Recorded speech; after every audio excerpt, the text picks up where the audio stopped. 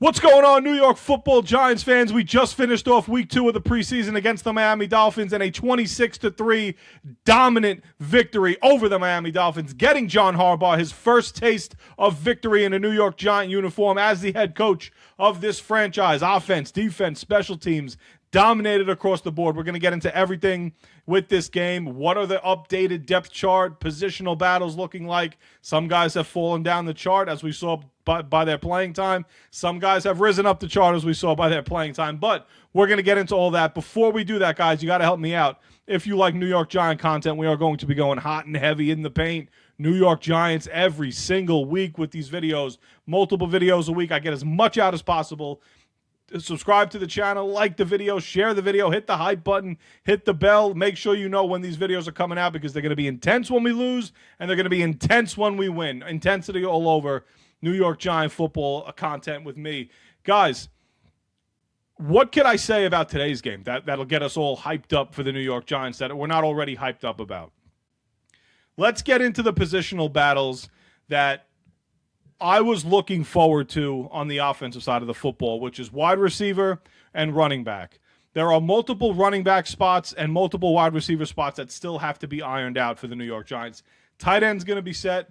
Offensive line, for the most part, is going to be set. We'll get to the offensive line and how impressed I was with the second unit because a lot of the starters did not play today. You didn't see Dart.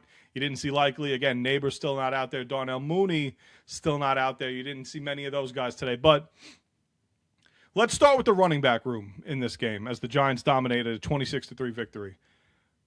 The running game today was absolutely tremendous. The offensive line opened up hole after hole for these running backs. The running backs were shifty for the most part, and the running backs looked like they were fighting for their jobs.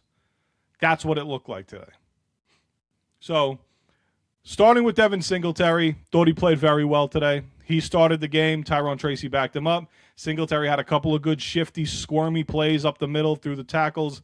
He also had a couple of plays where he bounced to the outside, and on the 13-yard touchdown, a very impressive run from Devin Singletary there. Very impressive run from Devin Singletary. You could not have a worse 2 weeks when you're trying to make a roster spot than Tyrone Tracy is. And I'm a big fan of Tyrone Tracy still. I ultimately think he's still on this team come week 1. I really do. I think Tyrone Tracy offers you a lot of good. And he's been a good Giant since he's been here for the past 2 years. He's been a pretty good Giant. A horrible play in week 1 of the preseason, missing that block and setting up your quarterback to get sent to the tent.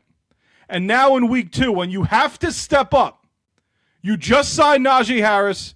Devin Singletary's balling out 2 weeks in a row in the preseason now.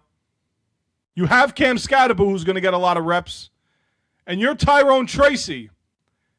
And you see Scadaboo ahead of you. You see Singletary behind you. And now you see a 4-time 1,000-yard rusher just get signed into your building, breathing down your neck.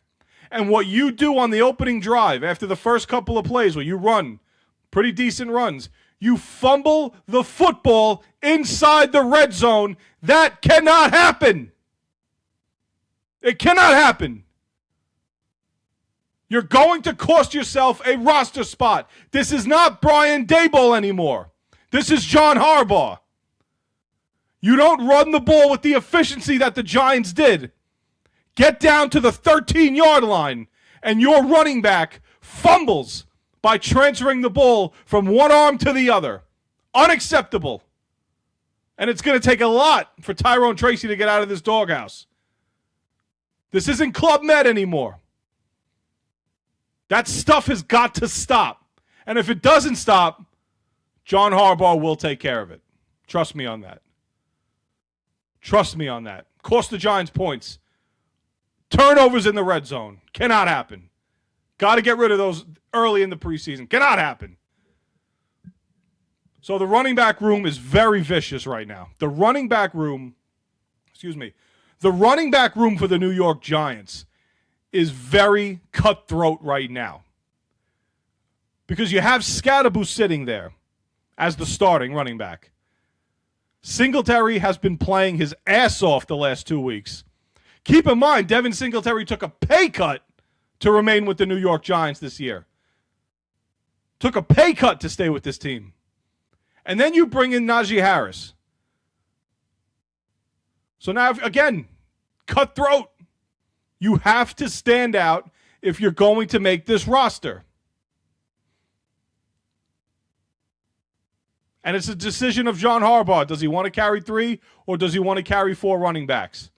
He did it in Baltimore 3 out of the last 4 years. He carried 4 along with Patrick Ricard. So it's not out of the realm for John Harbaugh to carry the 4 running backs. But if you're Tracy, you're going to have to give him a reason to want to carry 4 running backs. He's not just going to carry them just to carry them. You got to give him a reason to do it. Now, let's look at the wide receiver room. Wide receiver room is going to be another deep position that the New York Giants are in. You look at Malik Neighbors, he'll be locked in. I haven't seen much of Darnell Mooney over the last 2 weeks. Darius Slayton was on the field today. He made a nice catch up the seam for 24 yards. He made another catch on a curl route. He looked good today. He got the reps with the starters. One really good sign, if you're a big fan of Malachi Fields, and I know a lot of Giants fans are, you didn't see Malachi Fields out there on the field today, which all but means he's probably slated to be your wide receiver 2 against Dallas come week 1.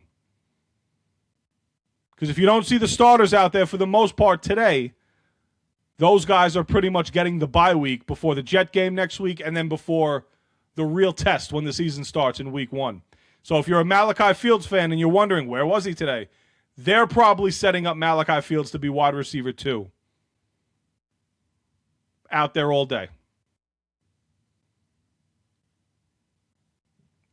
So the tight end room's pretty much set.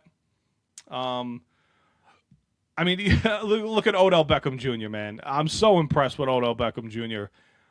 He had that touchdown pass he should have caught. He knows he should have caught it. The ball was right in his hands, and he would have came down. It would have been a touchdown. He knows he should have caught that football, and he just didn't. That catch might have secured a spot. I don't know. I think it's a lot more deeper than that. People will tell you differently. But that catch would have been really, really nice for him to have, also in a former place that he used to play in Miami. So on the offensive side of the ball, one kid that we're all excited about. Now, there's one kid that we're all excited about, and that's J.C. Davis, the left tackle, the 5th-round pick. He looked outstanding today. Outstanding today. In pass protection, in run blocking, he looked amazing today. Amazing. He played left tackle every snap the entire game. Him and Marcus Bowe out there are right tackle. Bowe looked really good too today. Loved it. I love what I saw from these guys. Love the development that we're seeing from these guys. I told you guys the offensive line was a lot deeper than years past. Okay? The best thing the Giants are doing is that they're building these guys through the draft, and they're getting them late in the draft. J.C. Davis and Marcus Bowe are 2 examples of really good picks that Joe Schoen made back-to-back seasons. You might have 2 really good tackles on your hands, and they're not even going to be your starters this year. That's outstanding depth to have if you're the New York Giants in the offensive line. Don't worry about the offensive line, guys. Do not worry about it. We got depth. We have backups. We have guys that are not just going to be plugged in and not know what the hell they're doing anymore. We're fine. Let's get to the defensive side of the football. Once again, Chauncey Golston has stuck out to me back-to-back weeks. There's times where you'll look at a player 1 year to the next that switches coordinators and you'll say, where was this player? Most times, you need a player to be great in a scheme and on his own. I think the defensive back room and I think Chauncey Golston will be huge examples of scheme for a player. Last year under Shane Bowen, and I'm not just going to crap on Shane Bowen. We all know how bad he was as a coordinator. But last year under Shane Bowen, the majority of the guys on this team were not playing up to their strengths. They just weren't. The scheme did not fit the strengths of the corners. It did not fit the scheme of the pass rushers. It did not fit the scheme of the linebackers. Nobody fit anywhere into Shane Bowen's scheme. You now have Denard Wilson, who is an aggressive defensive coordinator, especially with his D-backs, especially with them in the backfield. You saw how impressive Deonte Banks was looking.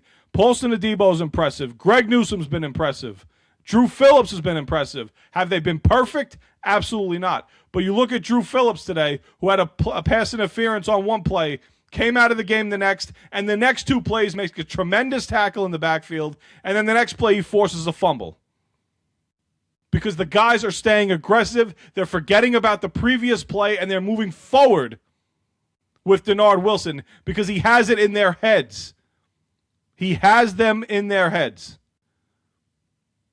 Denard Wilson was the best thing that could have happened to guys like Deonte Banks, to guys like Greg Newsome, who are trying to revive his career, to guys like Paulson Adebo, who were just paid a lot of money, to guys like Javon Holland. Tyler Nubin was flying all over the field.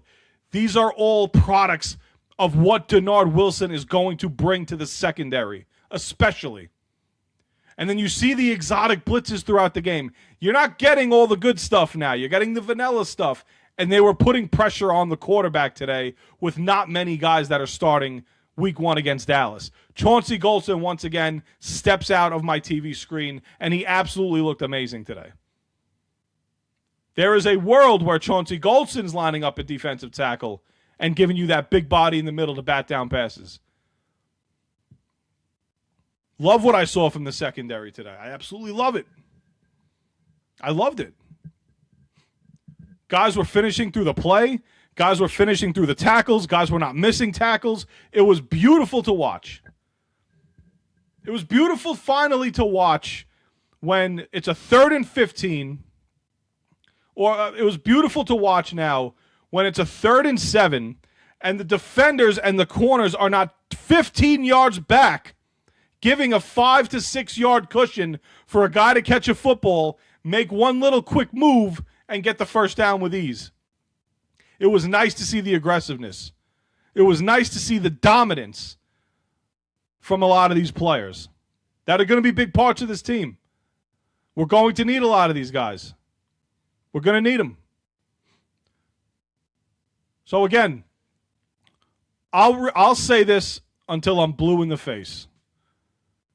And at my size, that's not hard to do. Trust me.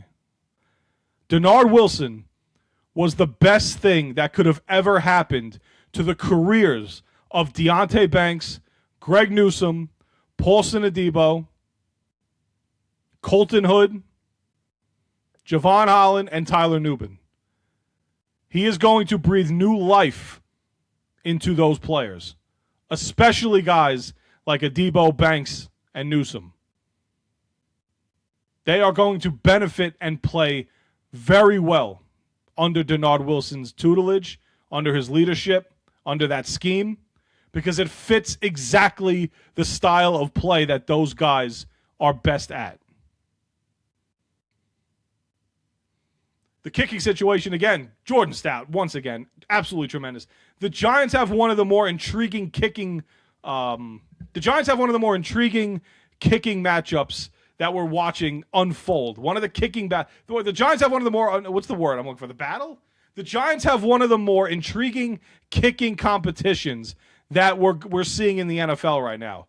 Because you have Ben Souls last year, who was perfect from kicking the football through 3 games. And then they just have the undrafted kid, Dominic Savada, out of Michigan, who's got one of the more pure, strongest legs that you've seen in this league in a couple of years.